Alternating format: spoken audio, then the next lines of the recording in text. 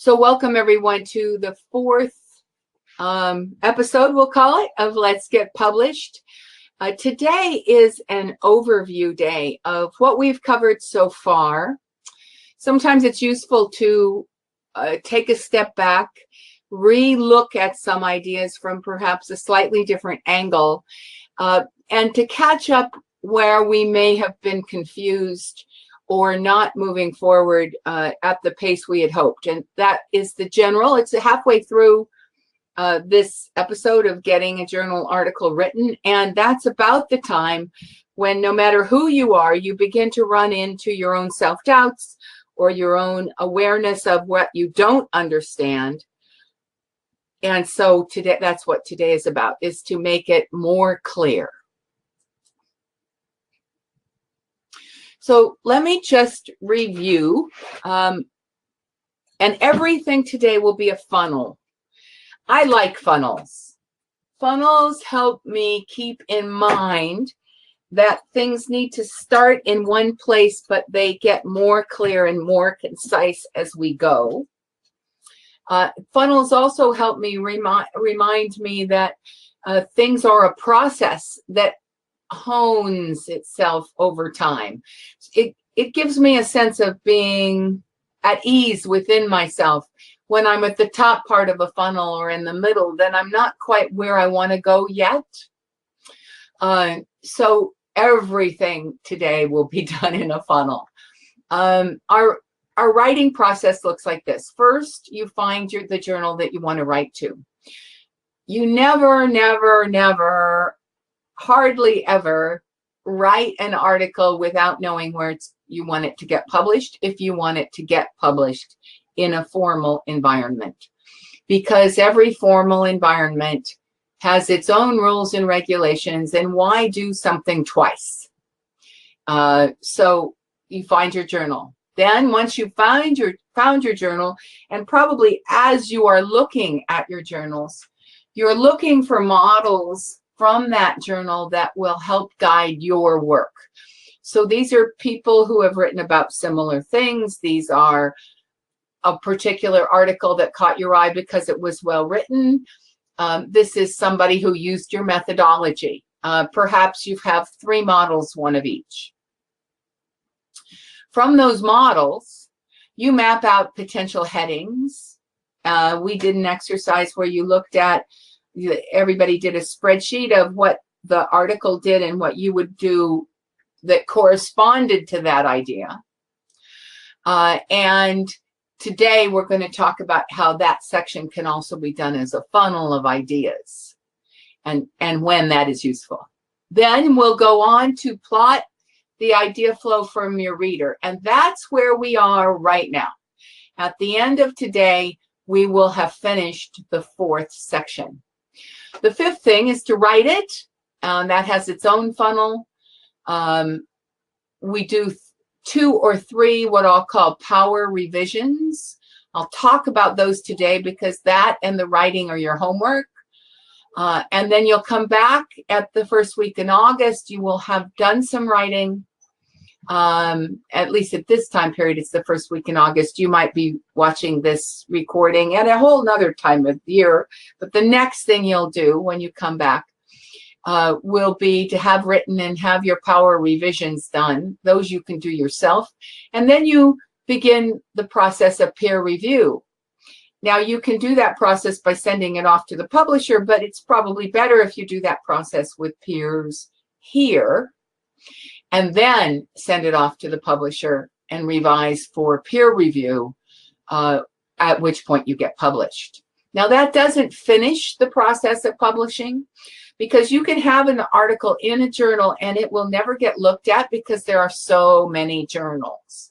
So we now have to, digital scholars, as we all need to be now, we need to be able to also market, some people would call it, present our work in a number of ways. And that will be covered later on this month as well. So we have people in the room, who will be chatting away. Welcome, Nikki. Welcome, Fabio. And please, as I go through this chat, as you have questions, and we'll answer them as we go. So here is the process. These slides are in your handouts, and if you haven't pulled them down yet, actually these slides were uploaded to the handouts but didn't actually make it to the handouts. So let me add them right now, once again. And hopefully this time they'll actually get there. So you should have 4 handouts. You should have a couple of funnels you can use for yourself, and these slides, which you can also use for yourself, and then a homework from another participant at an earlier stage that we will look at through this funnel idea. So that's our subject line today. Why funnels? Well, funnels because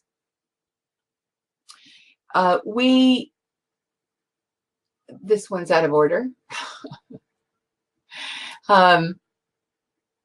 Yeah, funnels because you have a reader who's you need to introduce to the broad range of ideas before they can understand the importance of the specific ideas you're working with, before they can understand the results that you got, before they can understand what it is you're trying to say.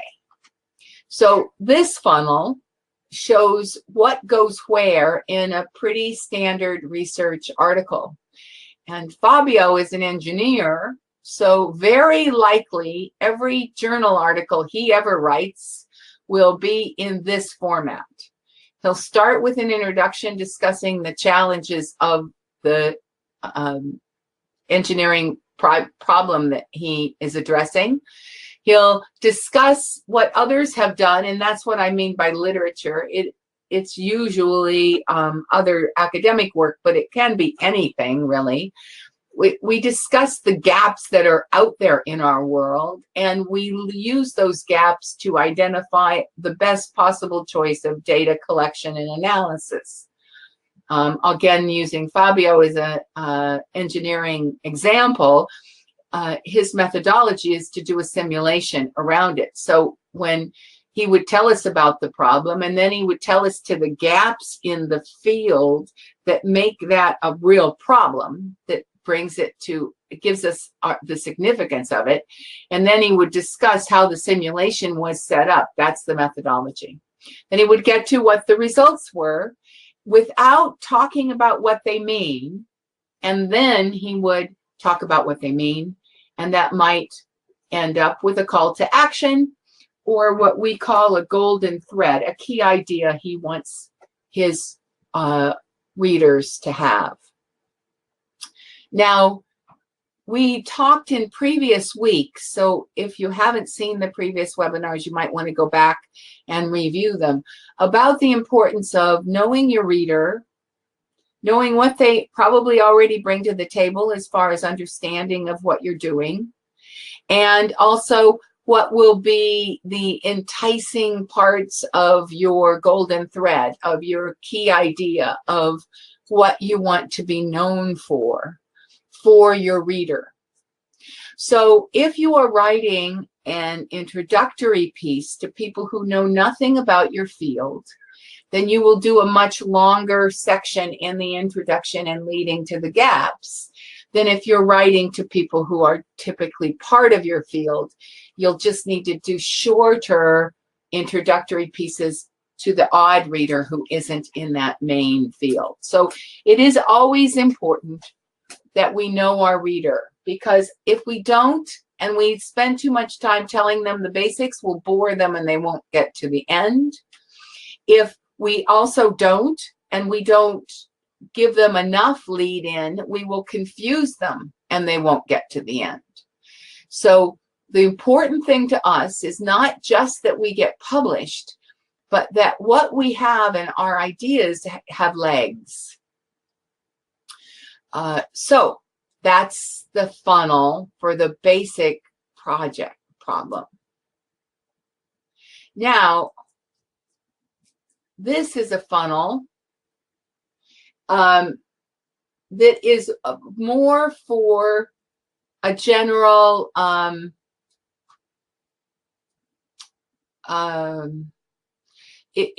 essay kind of piece, a social science piece, a piece that is defining a new idea in the world. Policy people would use this. Historical people would use this kind of funnel. People who don't necessarily have data that they have collected and analyzed, but they have ideas that they are drilling in. And I have to say apologies for the first section because I had a slide switch on me, and as I was typing, the first section's off. But so the first section is still should be introduction. What is it and why is it important? What are you going to talk about and why is it important? The fully functioning part has to do with an example later. Then we discuss the field and the ideas pertinent in the field that lead us to the conclusions that we want our reader, that will drive our work to the end. And perhaps we put that in a chart because it's often true in a field of ideas that we're pointing out a new intersection between one thing and another. And we can talk about that in words, but it is really nice if we also give it to them in a drawing or a chart. So take this as the funnel for any of you who are writing theoretically or conceptually, or who are really trying to push the envelope of the ideas of your field. Then you move into the most important considerations that fall out of that general field. So you're drilling into the particular key points that will then drop into your call to action or their takeaways. Once again, it's a funnel.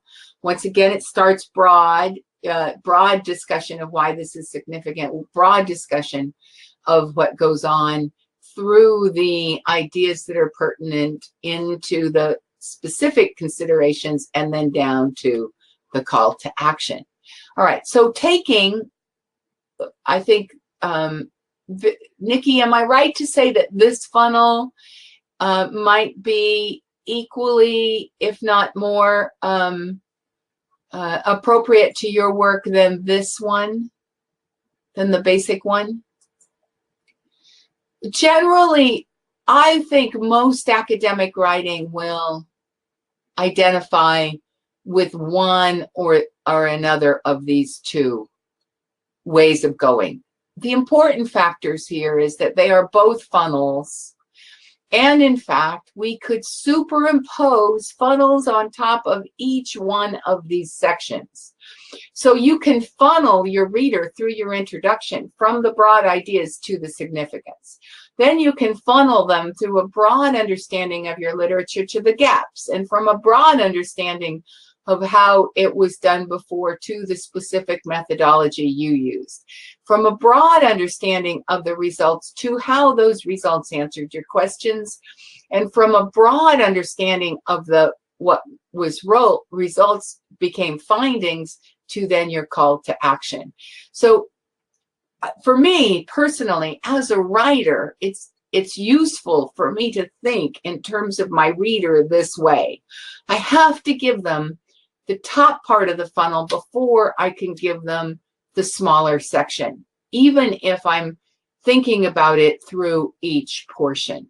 So would you raise your hand if this is helpful to you in plotting your writing?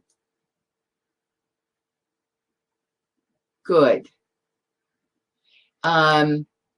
Nikki, your hand's not up, so that might mean that you have a question from this as it pertains to your writing. Struggled to move down the funnel and got stuck on the first part. Okay, you know what? I got stuck in the middle. So let's talk about the getting stuckness.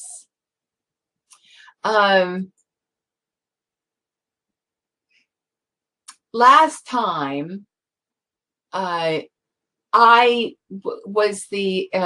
using, as those of you who've been following the full series know, I've been using my own getting a article writing as the example for the homework. And I looked at my headings last time from a critical eye, and I saw that they didn't make any sense. They weren't really funneling my reader down to the point.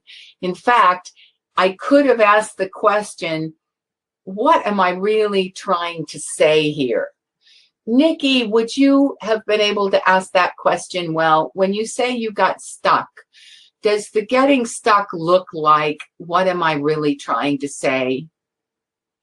When we write, it means that maybe we get redundant. It may look like we stumble. It may look like we get confused and we don't know where we're going.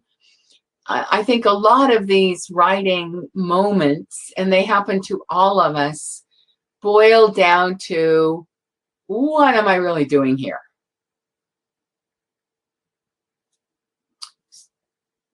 Okay, so then we look at the purpose of each section. So this is what I did. I realized that I had a pretty good introduction to the concept of fully functioning university.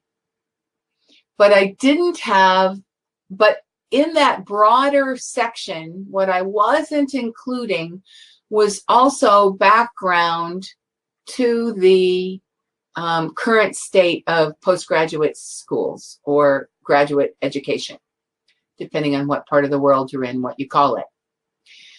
So, what is the purpose of the introductory section? It is twofold.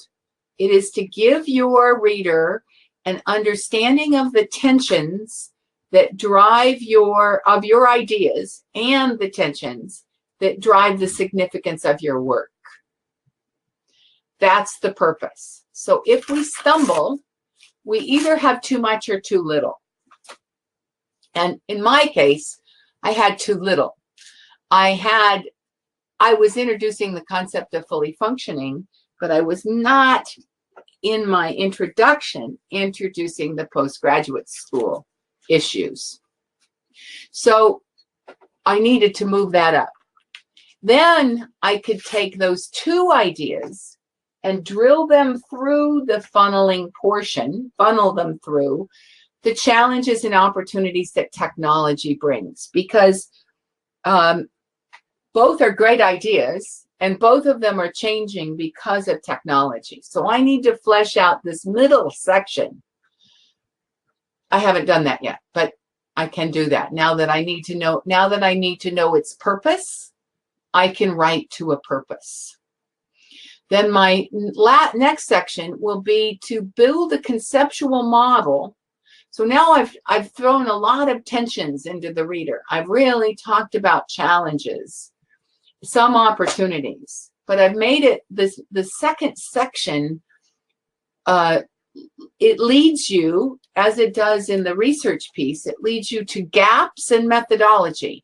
Well, it's going to lead, tensions and gaps are the same thing. In a non-research piece, it's going to lead us to tensions, and then that will lead them into a conceptual model, which would be my results. I would say these are the things that will make it better. This is what I know now. And then I will be able to end with a call to action. Now, I don't know for a fact that this funnel is going to ease my writing and I'm going to be able to pull it off. It may be that when I actually get into writing the second or third section, there will still be some morphing and changing that go on.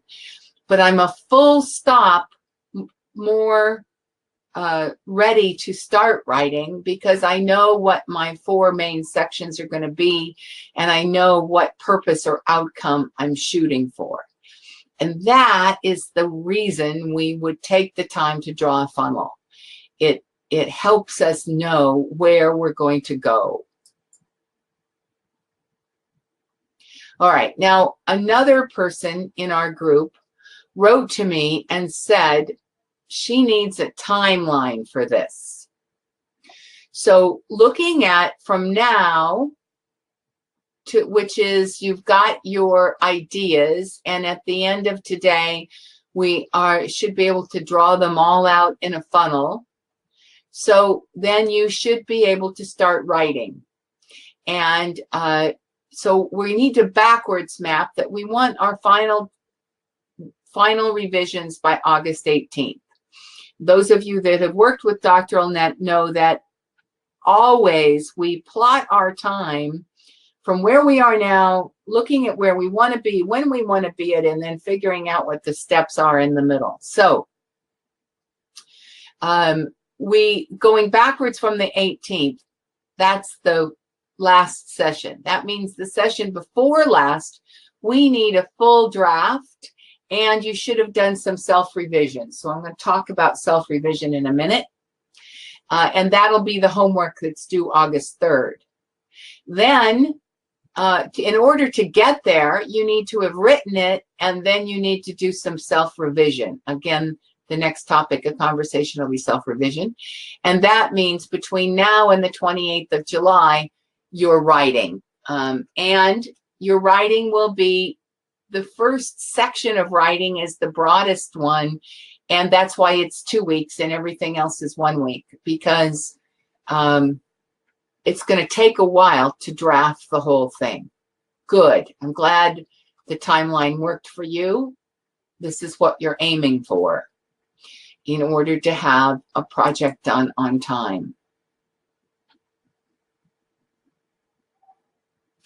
So if, once again, it looks like your introduction drives us through to the significance of the work. The literature leads us to gaps and also to methodology. Or if you're writing if you're writing more, I'll call it an essay piece, a provocative leadership piece, you'll take your lit, and that they will uncover the challenges and opportunities.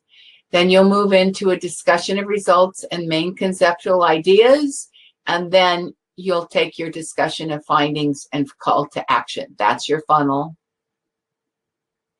This funnel is given to you in a separate slide in the handouts. Why is that? So that you can unpack it and write in your own stuff. So there's your general funnel, and now you can go make it your own. Raise your hand if you feel like this has, the ball is dropped, if you would, and you think that you can take this funnel and you can figure it out.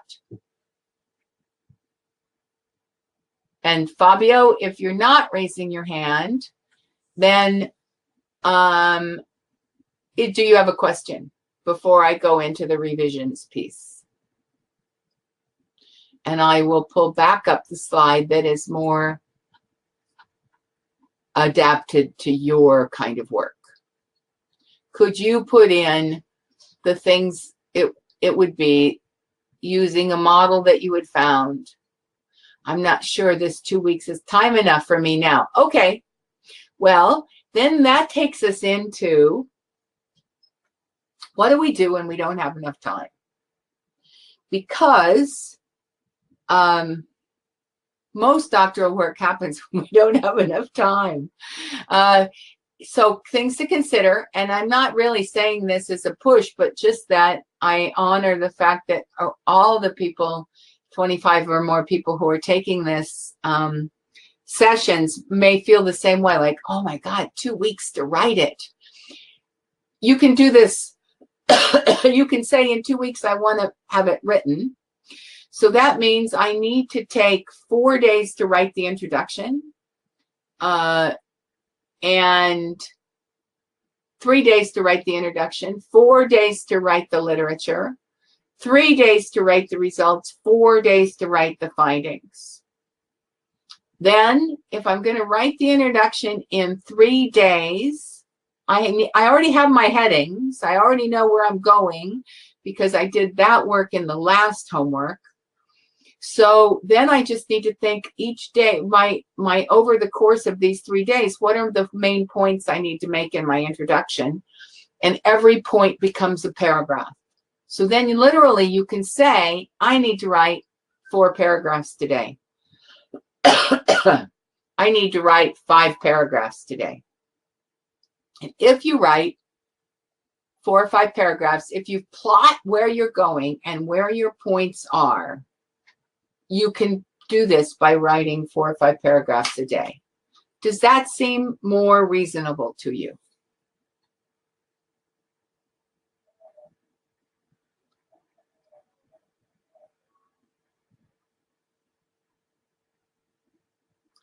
Yes, it is that. It is also, though, it's not just eating an elephant one piece at a time, but it's also plotting out what that means.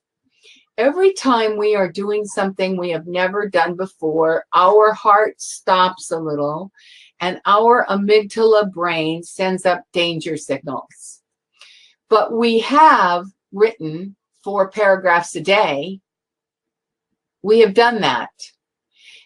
We have done that for a lot of years by the time you're in PhD land. So we just need to break it down and keep breaking it down until we get a sense of, oh, that release. Oh, I think I can do this. And it's always there if we're willing to go the planning step to get there. All right, so good. We're off. We think we have it now. I talked about revisions. What did I mean? So you're going to have your, first off, my recommendations are that you write the whole thing before you revise any of it. I have seen way too many authors write, revise, write, revise, write, revise, and never get past the introduction. So you plot the whole thing. You write the whole thing, and then you read it. You put it away for a night. Once it's done, you put it away. You wake up the next morning and you read it. And you don't read it and start to revise it right away. You read the whole thing. And then you ask yourselves questions like, did I get where I wanted to go? What parts seemed slow? And if you've read it out loud, that will be an easier question to answer. So you read the whole thing. You ask, did I get where I wanted to go? If I did, yes, great. If I didn't, where do I want to go that's different from where I ended? So that plots where you're going. You may be actually revising the bottom of your funnel. And if you are, then you're going to end up revising the other sections a little to get your reader there. You're also going to ask, did one section move very slowly? Did I put them to sleep in one part? And so I'm going to really revise there. So what am I doing? I'm helping you plot your revision. Your first revision can be done quite critically. Did I get where I wanted to go? What parts were slow? What parts were fast? And what do I need to revise most? Then you go revise that. What I see happens over and over, and it certainly happened in my time, is that you would revise starting at the beginning and all the way to the end, but you'd run out of time. So you revise the beginning, you revise the beginning in the middle, you revise the beginning in the middle, and the end maybe never got revised.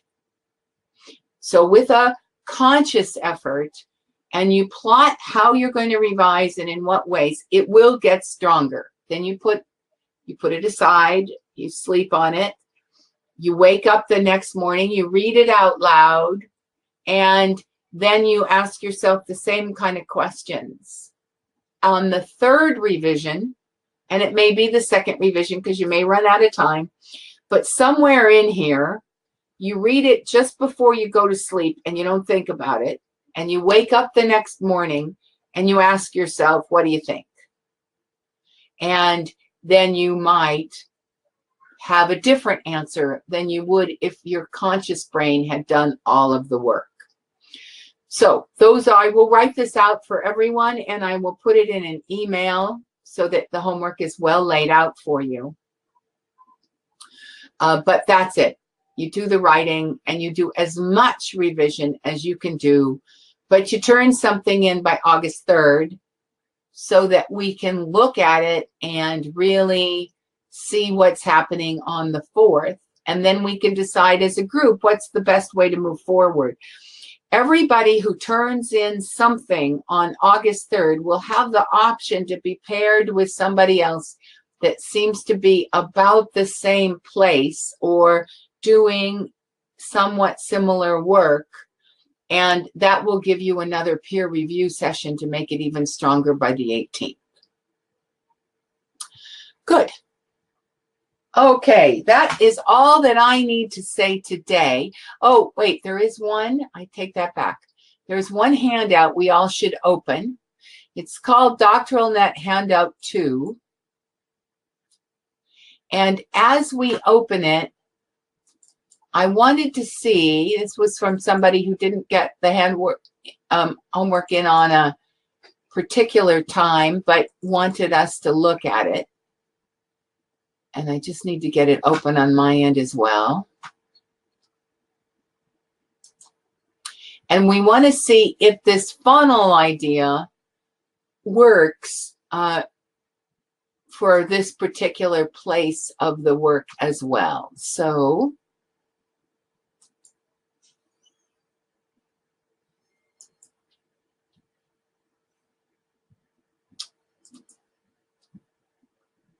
just browsing to get it open on my side.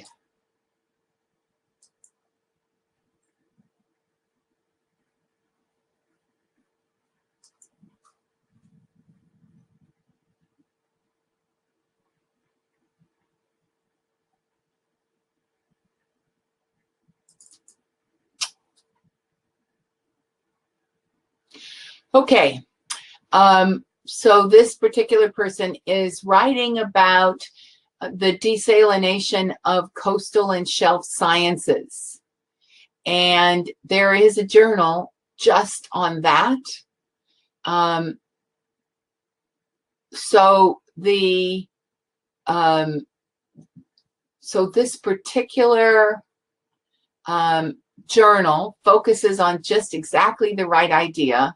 And the initial idea for the funnel would be that it should be a traditional scientific layout. So the introduction is the background, the context, and the significance. Significance isn't in this person's subheadings, but should be.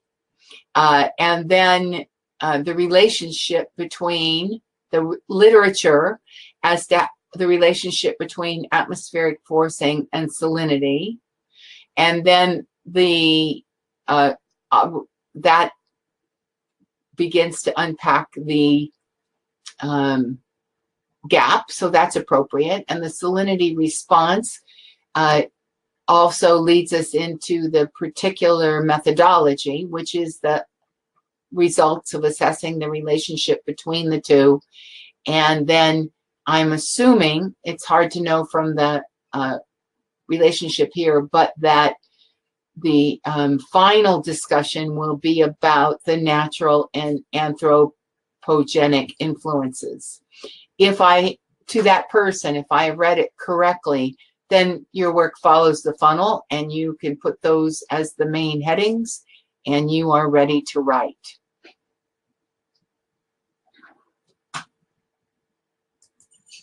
Good. All right, so I think I've done the things I agreed to do today. I will email everybody with the homework, and I look forward to as many of you as possible having some writing. Now, if you are halfway through your writing, but you aren't quite done, and you still want to push forward for the final day, then go ahead and send in that much, whatever you've done. As long as there's a good, clear outline of how the rest of yours is going to finish, we can still work with it on the 4th. So I look forward to your work on the 3rd. And with that, I'm going to turn off the recording and let the 2 people in the room ask particular questions.